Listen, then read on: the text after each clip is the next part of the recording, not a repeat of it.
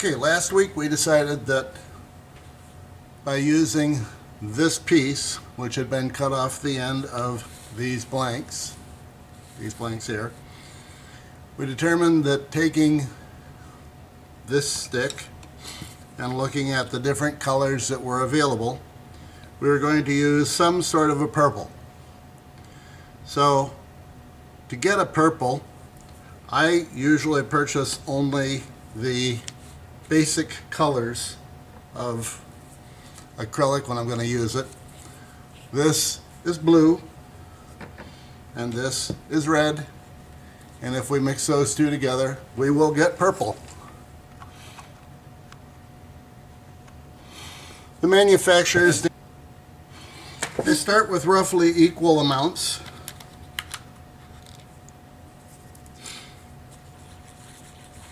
I'll lighten it up a bit. And that is pretty close to the color we want to go in there. So I'm going to take a Q-tip and douse this with the paint.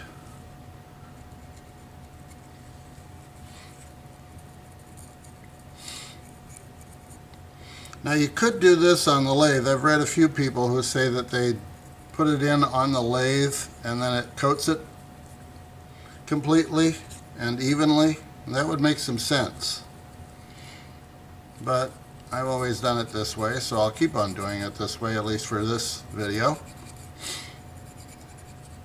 Now I can look down in there and see that I have pretty much covered it with paint, and yet I don't have it very thick in paint. So my tube should still go in and all those things.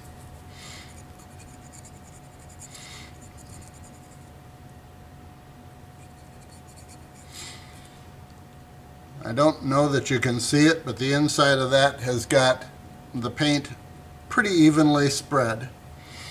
So that's how you do it with purple. Now we'll show you a couple of other ways to do different colors.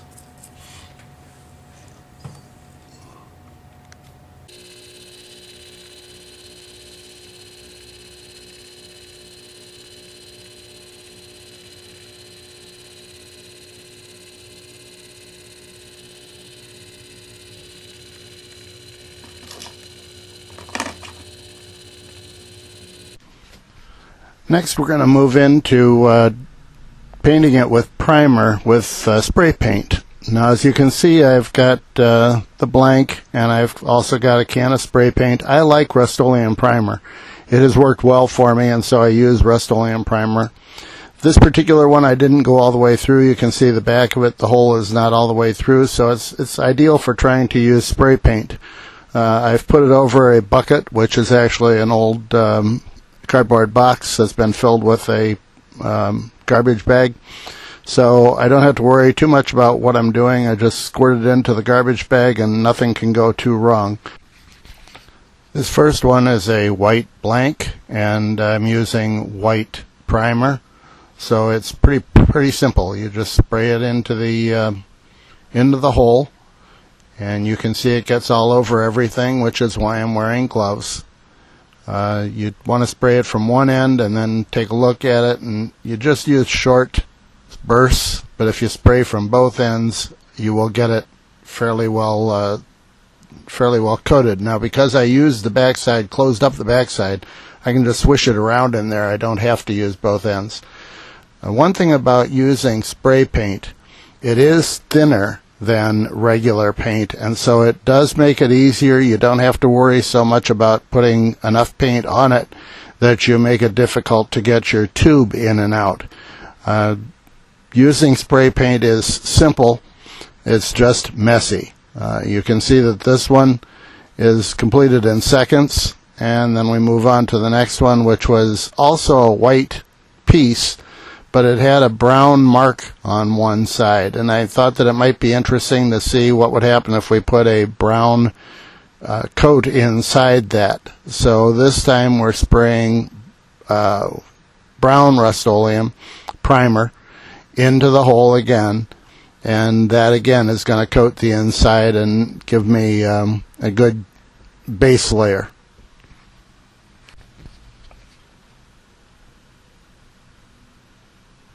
You can see that you can see a little paint. I moved up real close to show you that the first spritz on the one end actually shot all the way through to the back side, so you don't have to do an awful lot of painting. It's just a matter of making sure that you've got a little here and a little there until you get the thing relatively coated on the inside. Again, this is thin paint, and so it does have the advantage of not building up too badly, but there is no real advantage to putting a whole lot on there. So you try to give it a nice coat. Of course, it'll dry faster if it's not too thick as well, so that's another consideration. You want it to dry. It's a good idea not to get too much of it. This is what that turned out like. As you can see, it's a kind of a blah blank. I'm not real thrilled with it, but you got to try things before you know whether they work or don't work. In this case, I would say it didn't work. But you'll see that the brown spots are shown here, and you can see that they did not turn out so well. You didn't really see them on the final blank.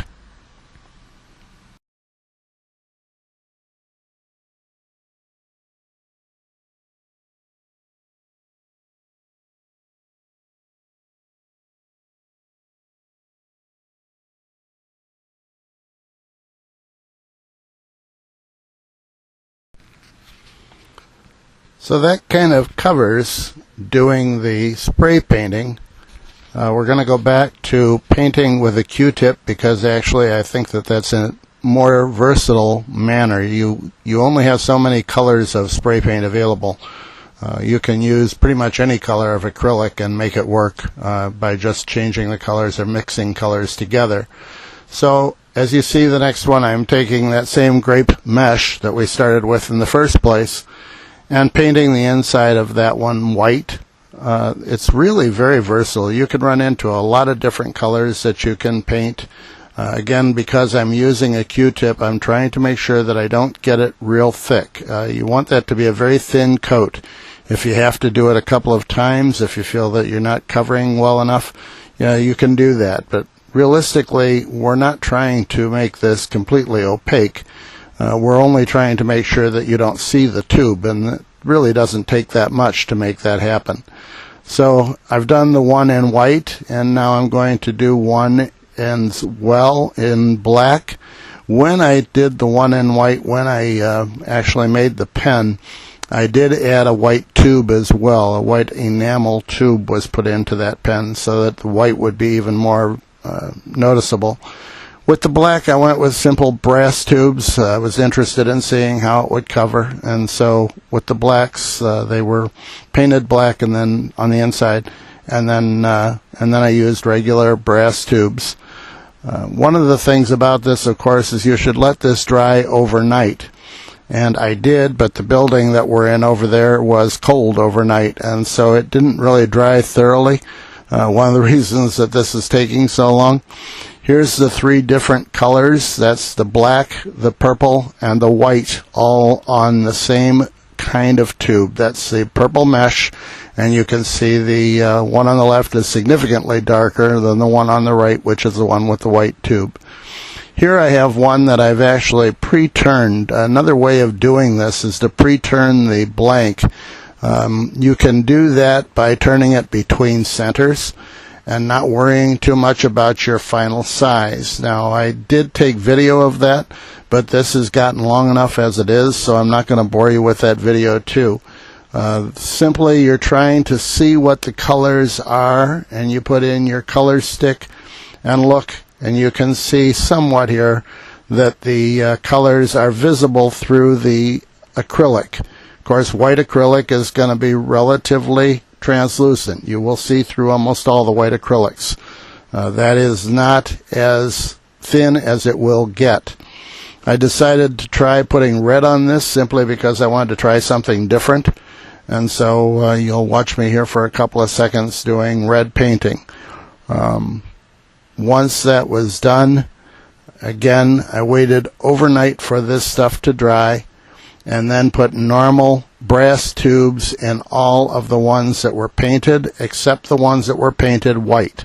The ones that were painted white, I did use white enamel tubes.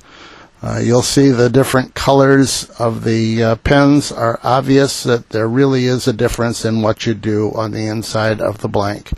So that's the purpose of this, to show you a number of different ways of doing painting and the results when you do different colors. I hope you've enjoyed the video. It will end with pictures of this one and the other one that was done of the same material with a white background. You can actually see that the red and the white are very, very different in the way that they look. So thanks for watching. This is Ed from Exotic Blanks. Good night now.